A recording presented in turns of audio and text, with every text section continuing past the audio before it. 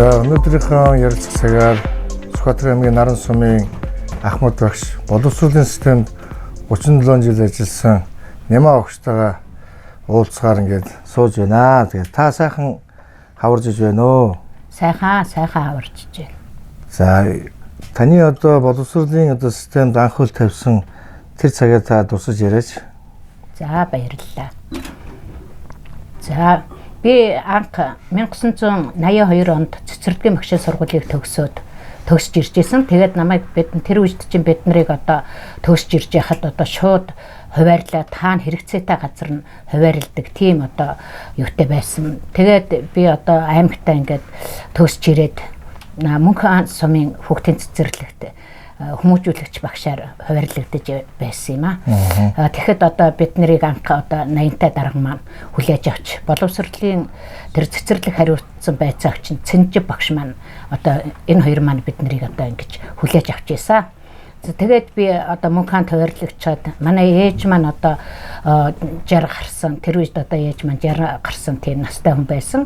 Тэгээд ах эгч нар маань амьдралын ихээр бүгдээрээ айл гэр болчиход ээж маань ганцаараа байсан болохоор би одоо тэгээ айлын баг хүүхд тэгээ ээжтэйгээ цуг байх шаардлагатай. Тэгээд ээж маань 10 гаруй үнэтэй тэгээд яадаг болохоор би ээжийнхээ төлөө айгүй их зовдөг. Тэгээд намайг анх хуваарлагт нь би Мөнхөнд одоо сууж чадмааргүй байна. Дарингатаа сууж гэсэн чи одоо дарингат хуваар байхгүй. Тэгээ би одоо Мөнхөн руу анх ингээ хуваарлагтаад явж ирсэн юм аа. Тэгээд одоо тэндээ очиж суугаа тэгээд цэцэрлэгийн багш 1 жил цэцэрлэгийн багш хийгээд дараа жил нь би цэцэрлэгийн эрхлэгчээр ажиллаад тэгээ 80-тай дараагаан тэгээд ажиллаар очихоор нь би одоо дөнгөө төгсөж ирсэн бас тийм нэг юутай хүүхэд байсан болоод тэр юм уу даргаагаа очингууд би уйлцдаг байхгүй юу. Би гэрүүдээ яммаар байна. Ээж маань ганцаараа байгаа болохоор би энд одоо ингээ ажиллаж чадахгүй дараа нь та намайг ерөө шилжүүлээд өгөөч гэд. Тэгэл очих болгонд нь би өстө уйлаад агчдаг. Тэгээ ямар сайнтай 80-тай дарга маань намайг тэгээд бүр аргаан бараа тэгжсэн байхгүй. Нямам чи одоо яахаараа дандаа ингээ уйлаад яагаад гэдгийг чи мэдж байгаа вэ? Тэнд чинь оронтой байхгүй чи мэдж байгаа вэ? Мэдж байгаа гэж уйлдаг байсан. Тэгээд 2 жил тэгээ ажиллаж чад яг тэгээд намрын семинар болоод яасан. Тэгээд би дандаа л очих болгонд нь уйлаагүй очихын тэнгуут намайг бүр аргаан барахта намайг толгой илчгээл 80-тай дарга тэгдэг байсан шүү дээ. Миний хөө битээ уйл яг тэгээ боломж гарвал чи шилжиж нүдээ. Энэ хэн долмаа өгч чинь чамайг манайхыг энэ төр яаж ийн муулж яж гэж бодох юм уу? Бичээ уйл гэж намайг дагаад аргадчихаа толгой илчгээл яваад өгдөг байсан байхгүй. Тэгээд намрын семинар болоод юу яасан чинь Мөнхөний цэцэрлэгийн эрхлэгт Нямааг 80-тай дарга контортоо дуудаж яана гэдэл тэгжлээ. Тэнгуут нь л би ч одоо айгаад тэр үеч бид нар ч хүнээс хайдаг тийм бүрэг юу байсан юм чи одоо яасан болоо айгаад очисон чинь намайг чинь энэ дээр ийшээ суу сайн уу ажил төрөө сайн уу амарсан уу амраагүй байгаа л гэдэг л. Тэгсэн чинь за одоо Нямам чи одоо намайг л очих болгонд дагаад уйлаад яагаад тэнд яадгүй юм ингээд шилжин гэдэл ингээд яачих юм. Би одоо дарга нь одоо ажиллаа өгнө. Тэгэхээр одоо чи юунд дарангад цэцэрлэгийн багшийн оронтой байхгүй чи мэдж байгаа вэ? Мэдж байгаа. Тэгээд одоо чи багын багш хийж чадах уу? Багын багш хийж чадвал одоо тэнд нэг тийм оронтой байна. Тэгвэл одоо чамайг тэнд нэг би нэг юу яаж томилж болох байна гэж намайг хэллээ. Тэнгүүт чи би ч одоо гэрүүдээ явах гэж байгаа хүн чи өстө хөөрөнгөтэй би чаднаа гэж тэгсэн чинь за тэгвэл одоо чи тэр дарингийн багын хичээлийн эрхлэгч нь одоо энэ дуурсран багш байсан байхгүй. Дуурсран багштайгаа уулзаа. Тэгээ одоо чи тэнд тэгвэл одоо чи шууд 1-р анги авна штэ. Би чадна гэхэлээ. Тэгээд анх би одоо багшийн гараагаан Дарин сумын 8 жилийн сургуулиас тэгээд намайг одоо дуурсран багш маань тэгээд тэрний одоо гэргийн цэвэрлэмээ огш хоёр маань намайг авч одоо ингээд бахан ангийн багшийн одоо боловсрал мэрэгчлийг өстэй мэрэгшүүлж одоо намайг ингээд насан туршид минь гэж багын сайхан гэгэлэг багын хүүхэд гэдэг маань өстэй нэг тунгалаг цагаан цаас байдаг. Тэгээд ийм хүүхдтэй ингээ би одоо 37 жил ажиллаж байгаадаа би өстэй 80-тай дарагтаа үргэлж одоо баярлж явдаг. Тэгээ харин энэ цавшааныг ашиглаад одоо 80-тай дарагтаа энэ өдрийн мэндийг хүргэж би танд өстэй үргэлж баярлж явдаг шүү гэж би дахин хэлмээр байна. Тэгээд урт насаж удаан жаргаарай гэж өрөөмөр байна. тийм л төвөгтэй хүнтэй За, би. за. Тэгээд би тэр үедээ тэгээд надад одоо ч гэсэн би дандаа тэгж боддог байхгүй.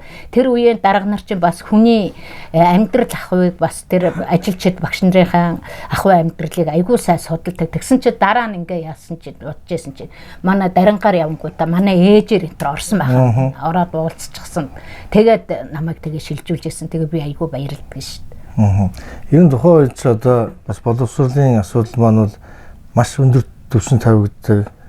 Тэгээд багш нар маань тухайн сургуулаа төгсөөд ирэхэд яг хэрэгцээд газар нь тавьж одоо яг анхан шатн дээр нь хөдөө орон нутгад бүх багш нар маань ер нь сургуулаа төгсч ирээд ажилладаг. Тэндээс ажиллахын гарааг эхлүүлгээд цаашаа бүх одоо хүүхдийн одоо ахуй амьдрал бүх асуудлуудаа судалсан ийм мундаг одоо цаг үе л дээ тийм үү. Үнэхээр бас тэр үе та бүхний одоо тухайн үеийн Монгол улс одоо бичиг үсэх бүрэн тайлагдсан улс орноор зарлагдж байсан ийм алтан үеуд байгаа. За амаач гэсэн бас яг тэр цаг хугацаанд одоо Сүхбаатарын боловсролын асуудлыг удирдах байсныхаа хувьд маш их олон түүхтэй юм билээ. Би одоо ингээд нутаг орнуудаар ингээд яваад бас Ахмад багш нартайгаа уулзахад яг одоо манай аавын талаар бол бас яг энэ асуудлуудыг бас ярьдаг. Тэгээд бас таны амьдралд одоо бас тодорхой хувьд одоо маш одоо ойр дотн байж юмнуудыг та бүхний одоо ар гэрээ амьдралыг хүртэл судалсан байдаг байсан байна л та тийм. Тэгээд би тэгээ бас тэр тухайн үедээ би тэгээд л одоо харин дандаа тэгж боддог шүү дээ. Бас тэр удирдах хүний тэр юуг хүргэжсэн ч гэсэн бас надад эцэг хүний хайр халамж энэ одоо яагаад ингэж дандаа уйлж унжаад ингээ гонигтэй ингээ байдгийг ээж арга гэр нь одоо ямар байдгийг ингээ тэрийг судлаад надад бас эцэг хүний хайр халамжийг хүртээсэн ачтан гэж би одоо их баярлж авдаг. За та ер нь наран сумд хэдэн онд ирв? Би наран сумд тэгээд дарингад тэгээ багшилжгаад 87 онд ирсэн. Би ч бас ер нь энэ наран сумын юунд байсан хүн шүү дээ. Угуул хүн шүү дээ. Тэгээд ээж маань тэгээд нөгөө намайг тэгээд сургууль соёлгаа яваад өнгөт манай эгч юунд орос хэлний багш хүн байсан. Тэгээд тэр нөхөр нь дарин сумд эдийн засагчаар ажиллаж исэн Дорж Балам гэдэг ядмын Дорж Балам гэдэг.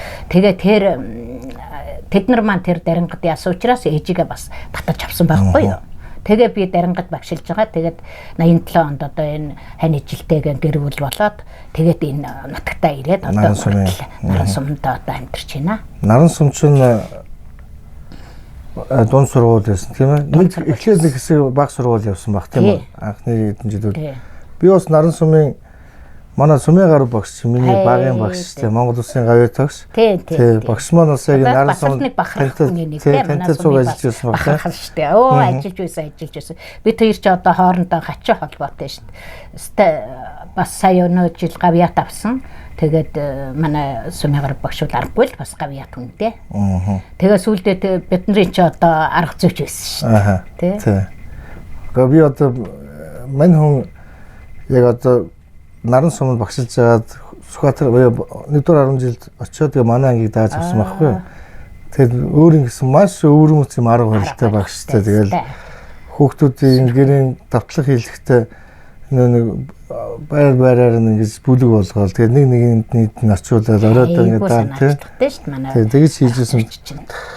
Одоо би ч гэсэн арга зүйчтэйгээ үргэлж одоо холбоотой байдаг юм аа. Ер нь одоо бас наран сумын хүүхдүүдийн сурлага дээрэс нь энэ сургуулийн боловсролын асуудал дээр бол тодорхой яг таадын гэснэг өөрсдийн нэг арга барилтай байдаг байсан баг. Би бод манай ангид бас наран сумын 2-3 залуучууд цуг сурж ирсэн. Одоо баг сургуульд сурж ирсэн манай Ган Зүрэг гэдэг одоо дарин суманд түүхийн багш хийж байгаа. Ган Зүрэг маань бас наран суманд баг сургуулаа төгссөн баг. Одоо Батмөх гэдэг нэг Багнуурт байгаа нэг залуу байна тий. Тийм манай оюумаа багш. Ингээд бас ингээд манай тэр үеийн залуучууд дотор тийм дарингээс наран суманд баг сургуулаа төгсөөд ирсэн дунд сургуульд одоо боловсрол эзэмсэн хүүхдүүд маань бас өөр ингэсэн тийм чадамжтай байдаг л да. Бичиг соёлын чадамж бас өндөртэй. Яахын аргагүй манай энэ сургууль бол одоо юутэй багын сургуультай айгуу сайн.